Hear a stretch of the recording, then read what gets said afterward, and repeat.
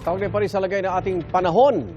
Makapin natin si Ana Cloren Horda, weather specialist mula sa Pag-asa.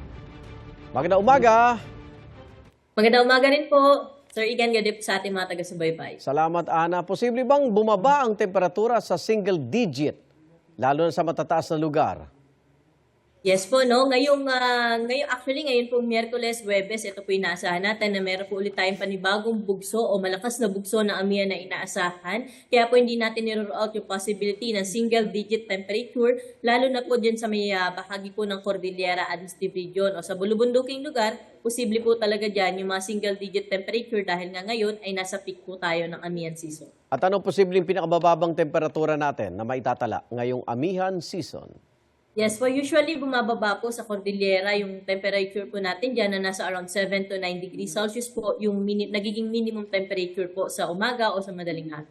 Opo. Mas lalamig pa ba sa mga susunod na linggo? Yes po, no, inaasahan nga po natin na ngayong week may panibagong bugso po tayo ng amihan kaya po mas malamig na panahon po yung inaasahan natin sa malaking parte po ng Luzon. Hanggang kailan itong malamig na panahon bago magsimula itong ating tag-init? Yes po. Usually po itong amihan season po natin ay hanggang ngayong Pebrero, no? Pero minsan tumatagal din po ito ng Marso o hanggang kalagitnaan ng Marso pero hindi na po kalakasan yung amihan na nararamdaman po natin dahil nga pa-transition na rin po yan papunta po doon sa dry season po natin. Sa weather system natin, may namomonitor po ba kayong bagyo o low pressure area, Ma'am Ana?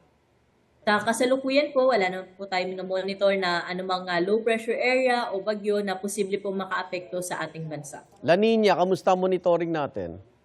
Opo, yung La Nina po natin ay ongoing pa rin po, no? Pero hindi naman po ganun kalakasan yung nagiging epekto niya po sa kasalukuyan. Ngunit posible pa rin po yung above normal rainfall condition sa ilang parte po ng ating bansa. Maraming salamat, Ana Cloren Horda, weather specialist mula sa Pag-asa. Ingat po! Salamat po, ingat din po. Igan, mauna ka sa mga balita, mag-subscribe na sa GMA Integrated News sa YouTube para sa iba't ibang ulat sa ating bansa.